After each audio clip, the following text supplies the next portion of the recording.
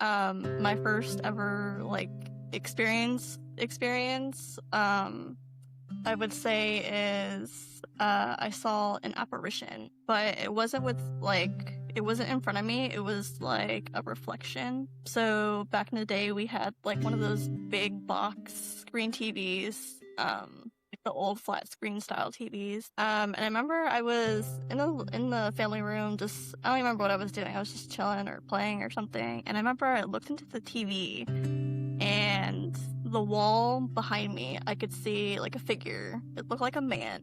Was wearing blue jeans, a white like tank top style, but I couldn't see his face, but I could like make out the body. I was like, I looked at it and I was just like, is there someone behind me? Like, I didn't know what to think at that moment. So I was just like, okay. So I turned around, didn't see anything. And then when I looked back to the TV, it was completely gone.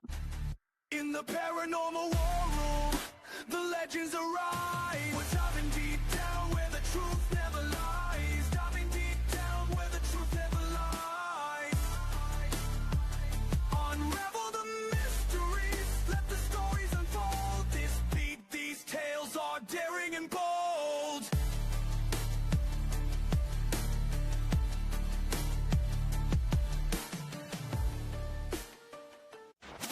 Hey guys, welcome back to the Paranormal War Room. I'm your host Corky, and I am joined tonight with Miss Angel Rio from Traveling Soul Paranormal.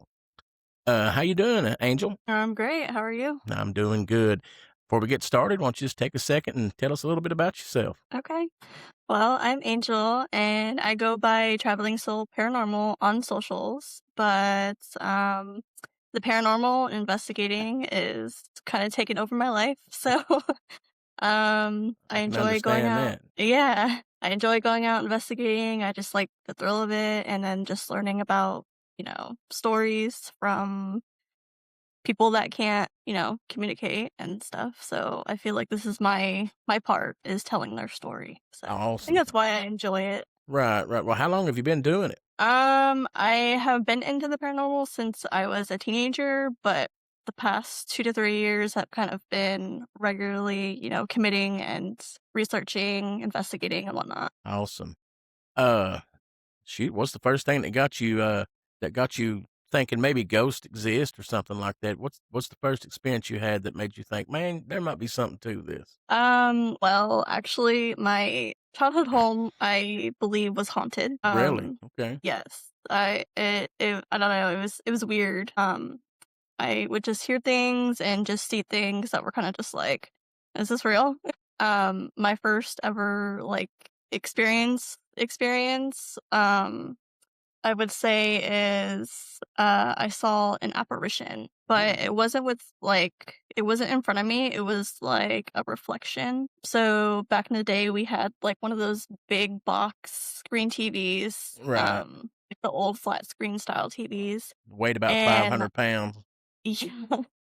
And I remember I was in the family room, just I don't remember what I was doing. I was just chilling or playing or something. And I remember I looked into the TV, and the wall behind me, I could see like a figure. It looked like a man. Was wearing blue jeans, a white like tank top style, but I couldn't see his face, but I could like make out the body. I was like, I looked at it and I was just like, is there someone behind me? Like, I didn't know what to think at that moment. So I was just like, okay. So I turned around, didn't see anything. And then when I looked back to the TV, it was completely gone. Really? Man, how old were you Yeah. when this happened? I don't remember, but I was young. I'm probably like middle school years. Oh, really? Seems to be a lot of people have a lot of activity start around those teenage years like that. Yeah. From what I can remember, yeah. Yeah. That when you have something like that happen to you today, how do you differentiate whatever word I'm trying to say? I can't talk tonight. But how do you tell whether it's real or not? What's the steps you take to debunk stuff? So me, debunking is a big process that I like to do when actively investigating. So me, I will try to recreate the situation, Right. whether it be something that I saw or something that I heard. I will do my best to try and recreate that and see what just happened wasn't paranormal. And sometimes I can debunk it and be like, oh, it's just, the lighting, the shadows, or a sound coming from somewhere, but sometimes there are instances where I can't remake that situation. It's like, okay, this is possible, that was something that was paranormal. Yeah, we might have a winner here or something like that, Yeah. Well, as you've been out doing these paranormal investigations and stuff, do you usually go by yourself, or you got a crew that goes with you, or how do you go about doing it? Most of the time I just go with like friends that are also into the paranormal. Right. I just invite them to come with me and we just investigate. I used to have a team, but life does its thing Oh, and I know all about that. Yeah. it didn't really work out. But Hmm. I mean, we're still friends, we still talk. But yeah, I mean, sometimes I do go by myself some places if I feel comfortable enough, but I'm just like, if I'm a little imitated, I'd be like, hey, you want Yeah. to come with me? Right. Right. Where you guys located at? What state? I am in Washington State. Oh, so you're up there, up north. Okay. I Hmm. bet. Yeah. I'm located in Tennessee. I guess you can tell by the way I'm talking. So, but yeah, whether you've went with people or with friends, what's the scariest you've ever been when you've been out investigating? It's that one thing that's happened that you've been like, man, I'm not doing that again. The scariest. It's not really something that happened. It was more of like a feeling. I'll try and explain this the best that I can. But we had a small group of us and we were investigating a location and all of a sudden like I was walking and then I just stopped and I was just like it felt like I couldn't go any further. Like whatever was there was just like you're not allowed to pass. And I Really? just got the feeling of like dread and I was like terrified and I was just like whatever is here obviously doesn't want me here. So I was just like I'm gonna go. Right. I ask that um question a lot, and everybody tells me about that feeling of dread. It's yeah. funny how your body can pick up on signals like that and stuff.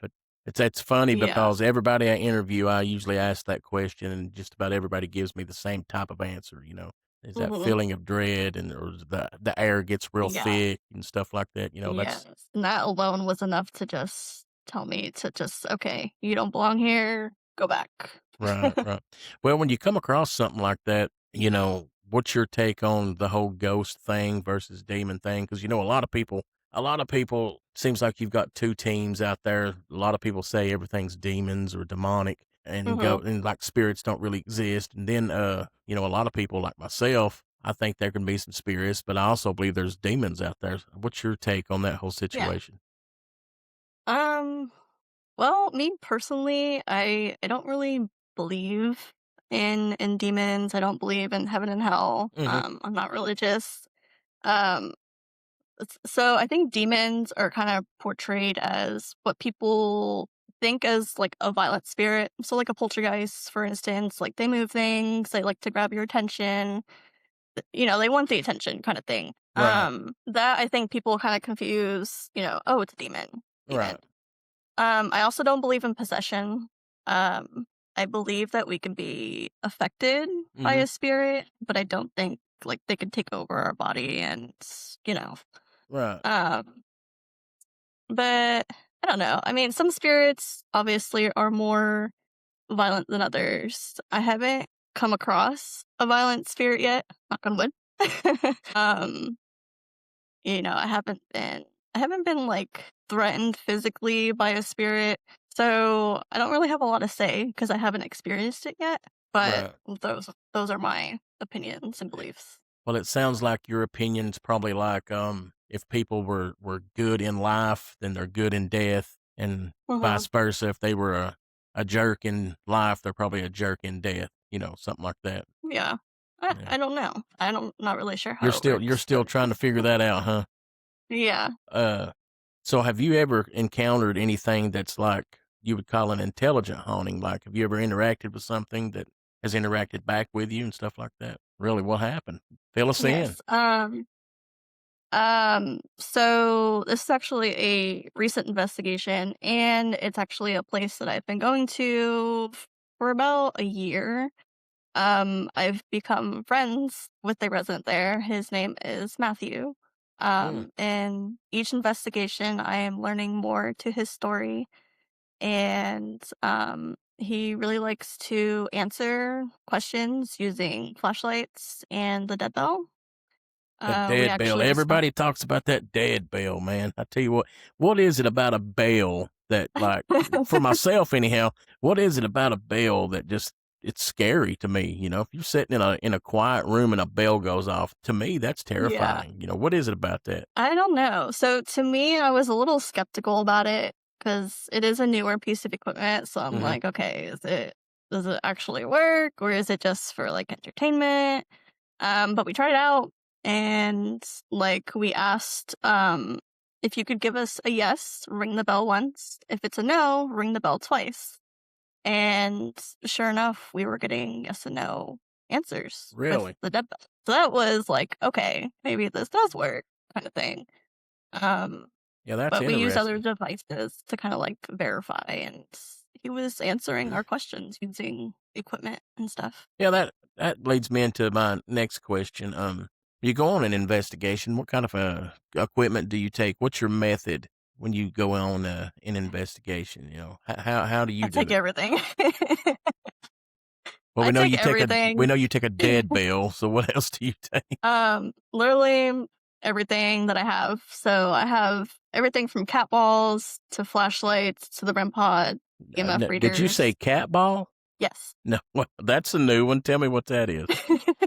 So I don't have one with me right now, but you can just go on Amazon and look up cat balls. They're Uh-huh. these little clear balls. But if you move them, they light up. Like they flash like red and blue and yellow. Okay. These are they're very hard to debunk for me because the only way they can be set off is if you touch them. Uh-huh. So that's Um, actually a cat toy that you would buy, but when something moves yes. it, it lights up. So yeah, that'd kind of hmm be hard for something to fake that unless you had a big, you know, gust of wind come through or something like that. Yeah. It's Yeah, I interesting. usually just bring like a variety of equipment because I've found that some spirits, prefer a piece of equipment, and then a different spirit will prefer, a different piece of equipment. So I try to have like a variety because I also think that some are easier to manipulate and use depending on the spirit. So I like Right. to give them an option. Have you ever had any of the, batteries go dead and stuff like that during an investigation? Yes. Really? What do you, My phone actually was on fully charged and I went to go use the camera and I pressed on the camera app to open it. My phone froze and then it went completely black Mhm. and I tried to turn it back on and it wouldn't turn back on and it was fully charged. About 10 minutes later in the investigation it turned right back on and it was at full battery still. So I was like, okay. that's crazy because everybody has those type of things happen to them, and when you get evidence like that across the board, I find it hard for the naysayers out there to, how can you say that stuff like that doesn't happen when you have thousands of people telling you the same type of story? You know, Yeah. when somebody comes up to you and says, "Man, what you're doing's wrong. That stuff doesn't exist." What do you have to say to people like that? Because when you talk about the battery's going dead, everybody has that happen. And I just, Mhm. I want to know how people can explain that. How can you write that off as no evidence? I mean, it could have been a glitch. Who knows? Technology Yeah, just at nowadays that is moment, it was a glitch. Okay. Yeah. unpredictable. Yeah. I mean, what are the coincidences? Yeah. I mean, I don't know. It's possible. I mean, anything is possible, but in my opinion, it was something was just like, nope, you're not gonna take a picture of me. We're gonna turn your phone off. Or it Right. was trying to manifest, and it was like, I'm gonna steal your energy, the phone's energy. Who knows? Yeah, that's crazy. I know the first time when I started this podcast, I was interviewing a guy I work with and his wife. And during that whole interview, as we got to speaking about, she ended up coming out as a psychic medium and stuff like that. All my electronics started to go crazy. I don't know if you listened to that episode or not, but yeah, I it was will. I'll like go check it it out. it was everything on my end started going wrong. I started getting Mhm. kicked out of the recording and doing this and doing that. So finally we just had to stop. And Yeah. she told me, she said, Corky, whenever this stuff happens, it's usually somebody trying to come through that wants to talk to you. And of course, I stopped her right then. I said, I don't want to hear it. I don't want no messages from the other side, you know. But Hmm. it was crazy because I've never had that problem before. And the only other time I've had that problem after that is when I was doing another podcast and I started talking about the house I live in now. That when we moved in, it was we had a lot of haunted activity. I'll say that. But it's like whenever I start talking about stuff like that, all the electronics in here start going crazy. And that's another thing Hmm. I tell people. How can you explain that? Just on because I do another podcast where me and my friends we review horror movies and stuff like that. I don't ever have any Okay. problems when we're talking about movies. The only times I ever have problems when I start talking about the spirit world and stuff like that, you know. Mm. Yeah, that's crazy. But That's kind of interesting. yeah, it's very interesting. And the fact of the matter, I can't explain it. So, you know, I've got everybody I Yeah. talk to and I tell that story. They're like, well, let me come up there. And I'm like, no, you ain't coming up here because I still have to live here, you know. But, Yeah. yeah. So, as far as when you're out investigating, man, what I like to hear about is some of those experiences that you've had out there that just kind of scare you to death, man. What's the scariest you've been out there other than that one time you told me? Um, Maybe you just don't get Probably. scared.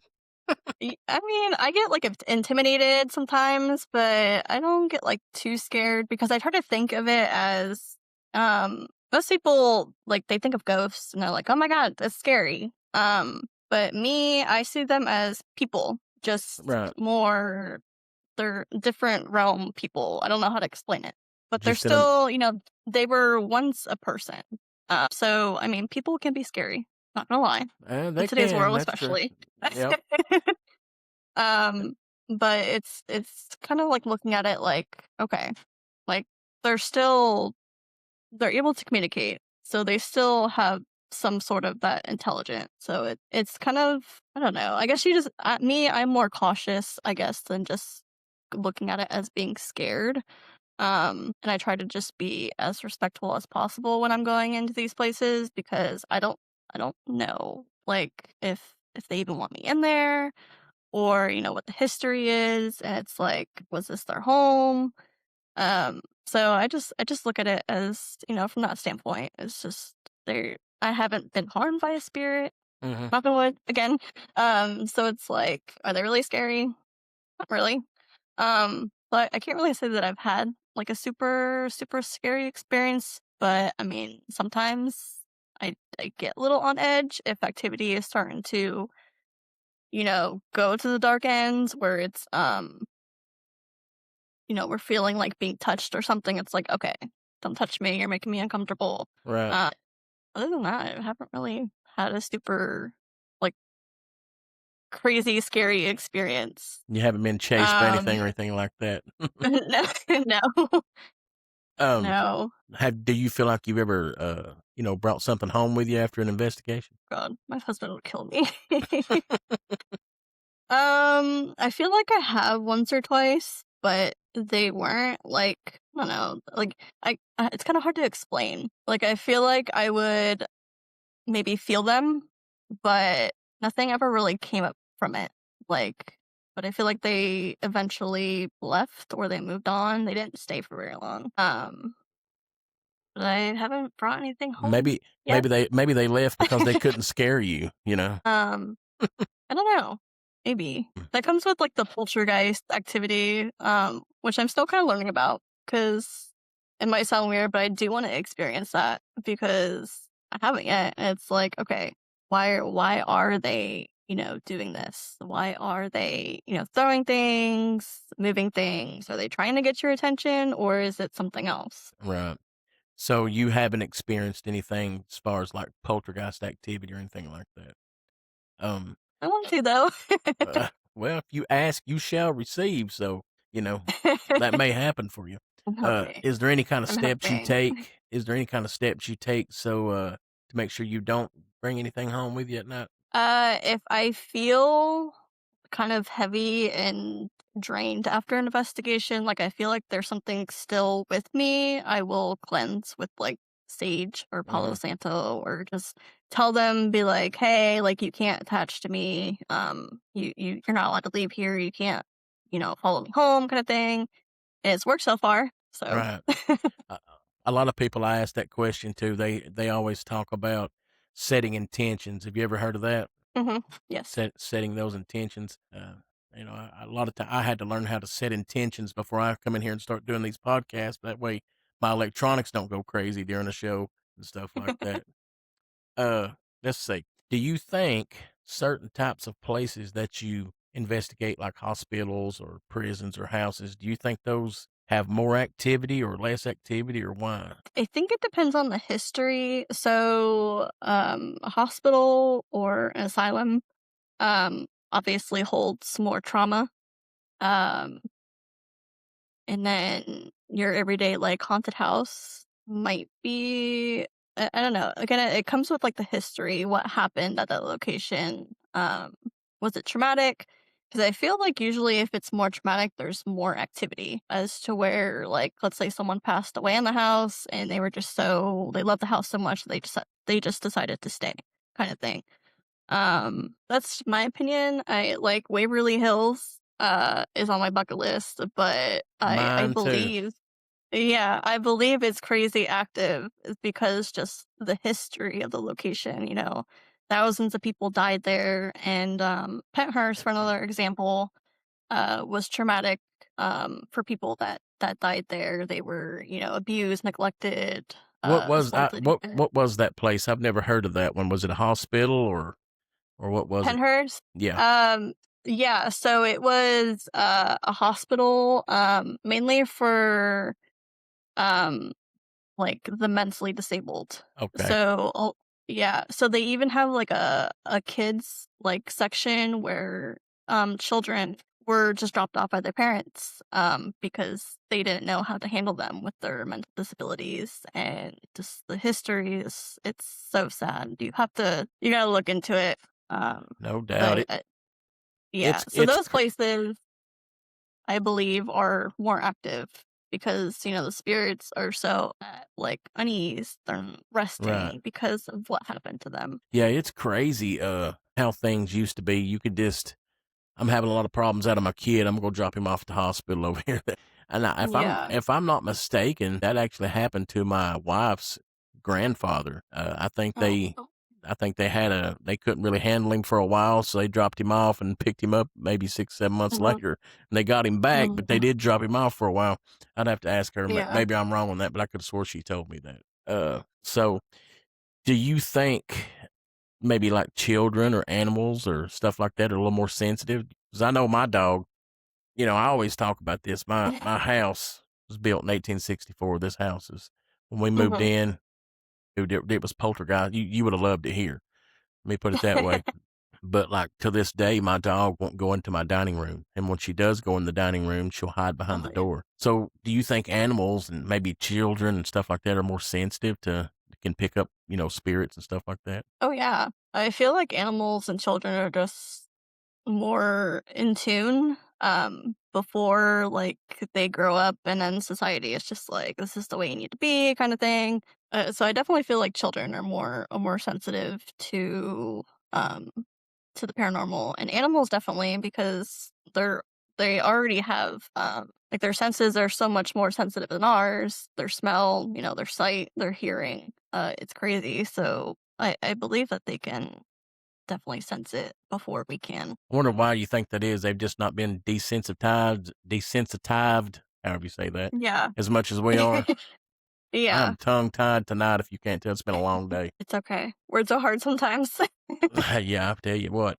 As far as the evidence you've collected, is there anything that you've ever been afraid to release to the public, or maybe it's a little too out there? You might think people might think you're crazy or something like that. No, Hmm. no. That's Um, I mean, I'm gonna release it whether or not. I don't really care what other people think. draw your own Um, conclusions, huh? yeah, I mean, everyone has their own opinion.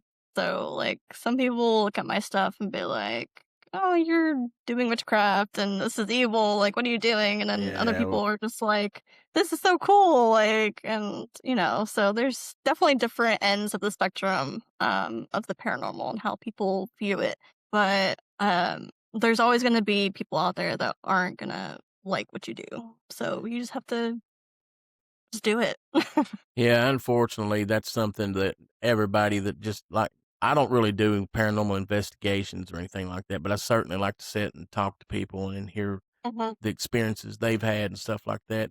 But, you know, a lot of people, you know, especially in the South where I live, you know, you shouldn't be Yeah. doing that kind of stuff. That's of the devil and that's of this. Oh, And I don't, yeah. you know, that's couldn't be further from the truth for me because I am a Christian, you know, and Mhm. just because I like to talk about the spirit world and stuff like that doesn't mean I'm worshiping the devil either. You know what I'm Right. saying? So, Yeah. Lee, you get that from all different types of people because there's many people out there that are open minded about stuff. There's 10 Mhm. more that are closed minded about stuff, especially where I live in the, you know, Bible Belt of the United States. Mhm. Uh, So I have to deal with that stuff a lot. But yeah, is there so you said you think maybe negative entities are rare. Why is that? You think most people are just good? Is that why you think that? No, honestly, my take on it is Hollywood and just how, they have portrayed the paranormal. It's evil, and I think just because people okay, so for example, when somebody doesn't know enough about something, they automatically assume it's scary because they don't know enough about it. So they're like, and I think humans naturally, like death, for example, they're afraid of it because there's so much left that hasn't been like uncovered, researched, talked about. And I think that's why people are scared of the subject, is just because they don't know enough about it. Um, so I feel like also my part is trying to normalize the paranormal, which I think we're slowly getting there.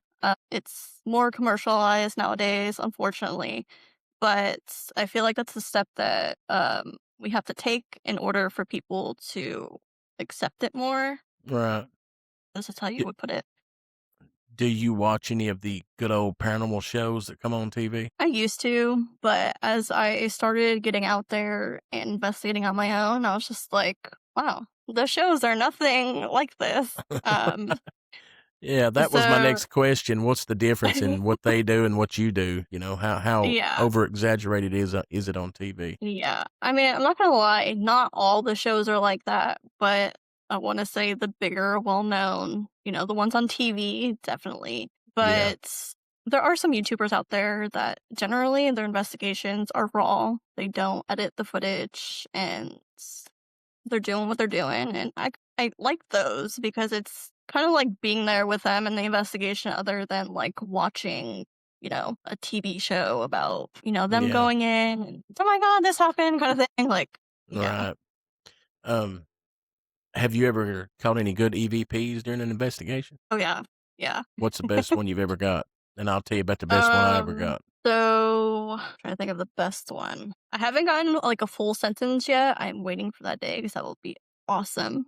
But we went to another location, and the first time that we went here, and this is when we were a team. One of my team members, she got scratched on the back of her neck by something.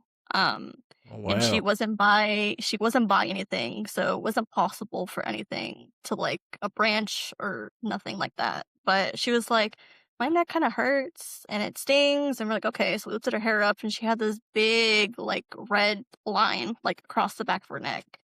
And I was like, "Okay, this Yeah. place" yeah, this place used to be, an asylum, I guess you would call it, but it was Okay. also used as a dormitory for, patients that would go down to the dairy farm during the day, but I guess they stayed here, um, in that building. Um, that's kind of the history. But we went back another day and we were doing an EVP session and we asked, is the person or spirit here that scratched Krisha, are you here? And we listened back and we got a clear, definite yes. Wow. Um And it was like, "Okay." Um, I wanna feel like that's more of the common EVPs that we get or, like, the yes, no, or, like, garbles sometimes, Mhm. but I haven't gotten, like, a clear, like, sentence yet. Hoping, though. Wow. I'll tell you a quick little story. I am just like everybody else. I watched all the paranormal shows back in the day, and I thought I was going to be a ghost hunter, you know. So I load up and go to a graveyard, and I've told this story before. So, you know, for my listeners, I'm sorry, you're just going to hear it again. But I was actually walking around in a graveyard, and I didn't even have a recorder. I had a laptop. I was carrying it with it, you know, with the record button pressed on it. But, you know, it got to be about 1 o'clock in the morning, and I said, well, this is your last chance to show me something. So I said that, got in the car and left. Well, when I got home, I was listening, you know, playing it back. And as soon as I said, this is your last chance to show me something, you hear a young girl's voice say as plain as day, where's my mommy? And it was crazy. And right after that, I'm sitting in the living room, and my son, he was in bed, and my daughter was in bed. And about 15, 20 minutes later, he come running out of the bedroom. I said, what are you doing? Because it's like 1 or 2 o'clock in the morning. He said, if Brady's going to be awake, I'm going to be awake. I said, what are you talking about? She's in there in the bed. And he said, she just ran plumb through here. And I said, bro, no, she didn't. She's in there in the bed. So from that day forward, I knew that I had brought that little girl home with me. And so I went back the next day to the graveyard, and where I was standing when I took that recording, I was standing next to a little girl, I think it was 7 or 8 years old. I'm not sure now. Her name was Debbie Derrick, which my last name is Derrick, coming from a small town that I live in. Yeah. Pretty sure we're probably on the same tree somewhere. But you know, from that day forward, we always just something that happened at the house, we would say, hey, that was Debbie, because my son seen her running through the living room there that night. And I would call that a Class A EVP. You can go to my TikTok page or my Facebook page. It's on there. You can listen to it. It's when I tell that story, you know, because you can say everything on TV is fake, and you can say this and that. But I promise you that wasn't fake. That was me standing in the graveyard in the middle of the night by myself, you know. That's so crazy. Yeah, it is, man. And when stuff like that, I don't understand how people can write that off, because I can't explain that. I can't. There's no way I can explain that. You know? And let's see, what's that method everybody else tells me about? The Estes method? Is that you've heard of that one? Have you ever done anything like that? Oh, yeah, we do it almost every investigation. Oh, really? See, I hadn't heard anything about that until I started interviewing a bunch of you guys, and everybody tells me about this Estes method. And I don't know if that would freak me out or I would like it, you know? I actually really like it, because it's more of like an unbiased way of getting responses from the spirit box. So what it is someone puts on headphones and sometimes a blindfold, just to kind of block out your senses. And then you're listening to the spirit box with the headphones, and your only job is to say what's coming through the spirit box. Now, it is a spirit box, so it's sweeping through radio waves. So you're going to get like some words sometimes, some sentences maybe. So it could be radio, it could be a response. But me, I look for like kind of like a trend. So if I'm asking questions and immediately after I'm getting like an answer, I kind of take that into consideration. Okay, this is possibly a response. Well, down the road a little bit, a couple minutes later, I will ask the same question again, just to like verify, okay, is this really what happened? Right. Was this the right answer, kind of thing? And sometimes I will get the same answer. It's really cool. We've had a lot of pretty cool interactions using the Estes method. So me, I prefer it over using like just the spirit box on a speaker. Right. Because you can hear better instead of like trying to make out and guessing what the spirit box just said. And then whoever's on the headphones can't hear the questions that are being asked. Right. So and they just I guess they say just whatever pops in their head, or how does that work? Have you used a spirit box before? No, look here. No. I'm too scared to go do any of this. I'm the guy that'll sit here and talk to you about it, but I'm too big of a chicken. But I am curious about the Estes. I would like to watch somebody do it. I don't want to do it, but I'd like to watch somebody do it. So I don't you know, from what I understood, maybe somebody can be in another room asking questions, and the person that's blindfold just blurts out the word that comes to their mind, and that maybe answers the question. It's not coming to their mind. So. Okay. The reason I have the headphones on is because the headphones are usually connected to the spirit box. Okay. So they just say whatever they hear come through the box. Yes. Okay. All right. Yeah. Yeah, I would like to see somebody do that. I don't know that I would want to partake in it, but that fascinates me, because a lot of people say they've got answers to questions that you can't fake that. You just flat out can't fake that, Yeah. especially if somebody's in another room and they can't even hear the questions that are being asked. So that, in my opinion, the Estes method is one of those that, you can't really debunk that, and that's another one of Yeah. those things that the people that, the naysayers, I want to say, well, explain this to me, Yeah. I think my favorite experience with the Estes is we were at Black Diamond, which is like the most haunted cemetery of all of Washington State, supposedly. This was our first time there. And the county or city cops will patrol the area just to make sure that nobody's vandalizing, because it is a popular spot to go to investigate. It's like a touristy location, so they do drive around, but they don't care that you're in there. They just want to see, right. Everything's good. So I remember one of us was under Estes, and he started blurting out like cops, lights, whatever, kind of like warning us that the cops were coming. And no sooner that happened, sure enough, a cop was pulling through, and he had a light bar on top of his SUV, and he was patrolling, and I was just like, what are the chances that happened just Right. as, so it was pretty cool. Yeah, no doubt. Another thing that scares me and I won't fool with is a, spirit board or Ouija board. Do you use that in your investigations at all? No. No. Okay. I'm a little Tell me I'm why. a little intimidated.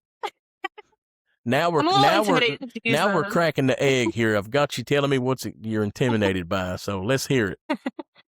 Well, me, I don't really know how to use one.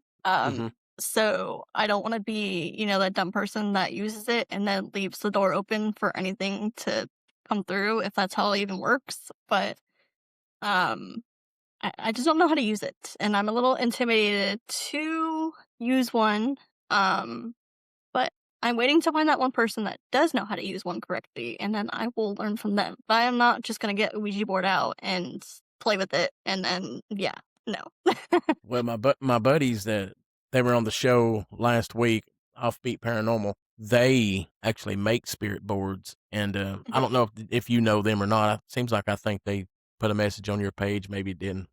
I talked to so many people, I'm not sure, but they make spirit boards and they swear by them. But that's one thing that 8 out of 10 people, they're going to be afraid to mess with those things just because, the horror stories I guess they've heard, other people have with them and stuff like that.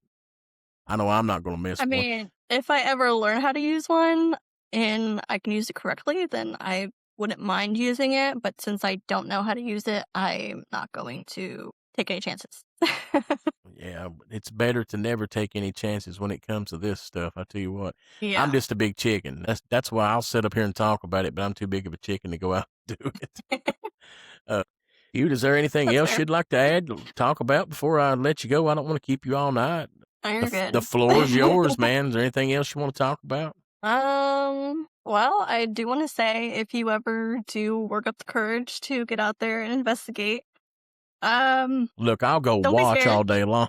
I'll go watch all day long. I'll be the guy sitting in the truck, hollering at everybody out the window. But I'll be like Zach Bagans walking around, possessed or something like that. Everyone, at least once in your life, go investigate, because it amazes you, the possibilities that you're talking to spirits. It's amazing, how far we've come with research and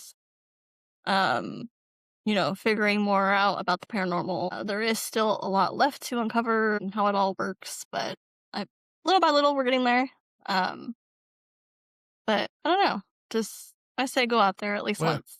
The one, like I was telling you, the one time I did, I brought a ghost home with me, and that's just my look. I guess I've got that type of personality. I got to bring ghosts home with me, but I don't know. Yeah. This is something I love to talk about. I 100% believe in spirits and an afterlife, and I don't know. I'm a big chicken, I guess. I'll leave all that investigation up to you guys and stuff like that, and then you Yeah. guys can just come on my show and tell me about it. How's that sound? That's fair. Well, before we get out of here, why don't you tell everybody where they can find you and anything else you'd like to get out there, in the airwaves. Yeah. Well, again, I'm Angel, and I go by Traveling Soul Paranormal on Facebook and TikTok. I am working on getting a YouTube started, but that's probably gonna get maybe in the middle of the year. I just got a camera, so I gotta work on learning how to use YouTube and editing videos, making videos, and whatnot. So that's gonna be a process. Well, just But so basically, happens I know somebody that could probably help you with that. So just reach out. okay, yeah, definitely. Yeah, I'll definitely put the link to all your stuff in the bios of the show and stuff like that. So everybody get out there and Thank follow you. you and keep up with your adventures you're going on out there. Yeah, I appreciate it. I'm hoping to get out east sometime, but I don't know. We'll see. Well, well, other than Waverly Hills, and I won't keep you much longer. I'm sorry, but you You're fine. popped another question in my mind. You said coming east, other than Waverly Hills, which I only live about 3 hours away, so I'm hoping to go up there this summer. What other place would you like to hit around here?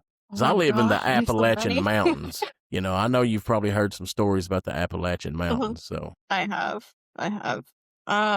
Gosh, there are so many places that I want to go to still. One goal that I do have this year is to make it to the Washoe Club, which is in Nevada. That is my big goal to accomplish this year. But if I were to go back east, probably Madison Seminary. I've heard a lot of crazy stories about stuff happening there. now where's that at? Ohio, I think. Oh, okay. I want to say it's in Ohio. My wife's from Ohio. I usually go up there at least once or twice a year. Mm-hmm. Ohio's a haunted West place, Virginia. man. They got a lot of crazy stuff up there. Yeah, West Virginia it's just a state loaded full of places you can go to. I want to go to one of the penitentiaries up there.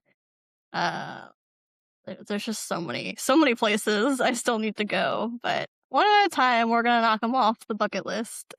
Oh yeah. Where you live in Washington, is there a lot of paranormal activity up there? Because I don't hear a lot about Washington other than it's raining and it's cold up there all the time. Yeah. Is that a true statement? Yeah. 90% of the year it is raining and cold. Oh my Lord, I don't know how you do it.